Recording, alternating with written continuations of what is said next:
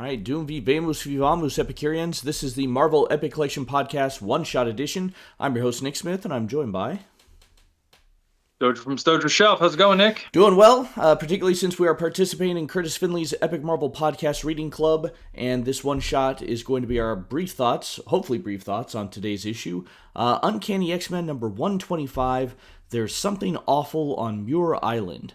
Alright, so this is another in-between issue that really kind of sets up the next story arc. We get a check-in with nearly everyone. We get the X-Men, we get Jean Grey on Muir Island, we even get a little check-in with Professor X out in outer space.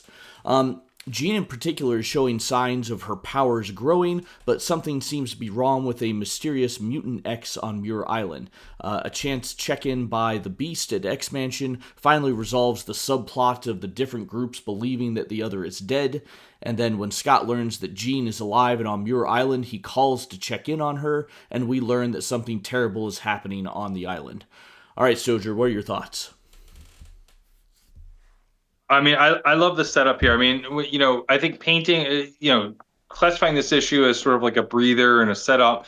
To me, this is part one of what are we going to go in here? For like a four-part story of what's going to happen here on Muir Island. So it's the perfect intro chapter to what's going to go on here, right? That is an iconic image for that cover. Oh, yeah. Of the Phoenix sort of silhouette there. You're sort of laying out what's going to go wrong. You're laying out, some of these villains that are trying to take advantage of Jean. You check in on Magneto, which is, trying to develop some character depth for him and where his mind's at while he's there. I don't really know what the memory tapes are, but Yeah, that's weird. it's an excuse to talk about something from his past. But that's a little weird and interesting. I mean, Jean's power scale is like kind of off the charts here. Like she's able to like rearrange the molecules in her clothes and put on a little show.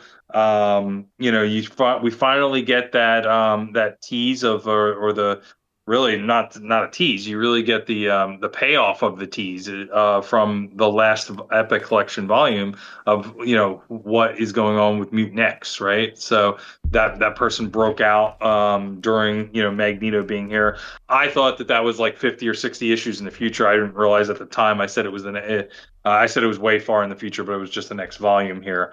So I think all of this is good. I'm glad we finally have the we don't think each other's dead plot over with. Again, I'm giving them the Seinfeld, the grace that I give an episode of Seinfeld, in the sense that yes, this would have been over if they had cell phones, but they didn't, so I'm gonna let it go.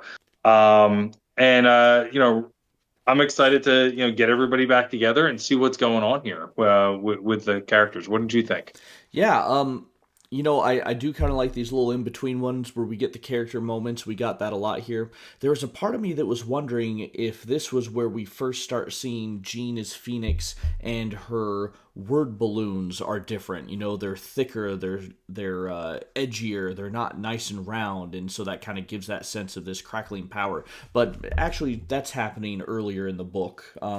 Let's see, I'm on issue 112 I'm looking at right here, and you can see that one in particular really stands out because it's red and you've got the Phoenix in bold letters and so forth. But yeah, so that's not anything new, but maybe it just stood out to me because we haven't seen Jean in a while. Good beat 'em up issues are great. But I like these ones where we get a little downtime. It's interspersed, but yeah, it's still setting up that tension of this mystery of what's happened on Muir Island. And I don't know if we got it in this one or if it's in the next one that we're getting these hints of the guy from way back in the previous volume whose hovercraft they use, and he was so upset about it that he's like the spark that allows a lot of this to happen of what's coming, because he got on Muir Island, was going to sabotage it, and then that's when chaos ensues that we see in this one, although we don't quite know how it all fits together yet. So, yep, fun. I think I said in a previous issue, it feels like getting a little old just saying that this is good, this is fun all the time. But again, this is an acclaimed run for a reason.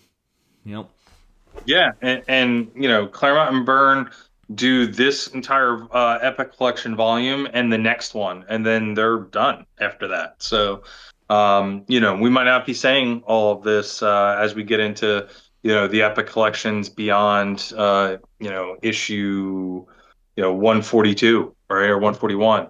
I mean, there's still good stuff after that. Don't get me wrong, but the that sort of 1-2 punch of the art, the writing, the fact that Burns co-plotting a lot of these issues.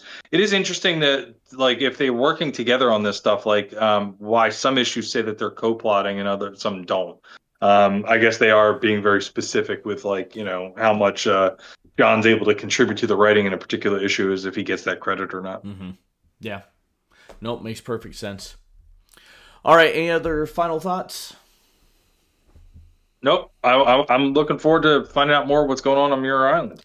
All right. Well, again, if you've enjoyed our thoughts, follow us on YouTube. We're going to read, rate, and review a full Epic Collection trade paperback every month. We've got these one-shots daily. Click like, subscribe, follow us on all the socials. We got the link tree in the description. That's enough babbling. Let's move on, and we'll see you again tomorrow.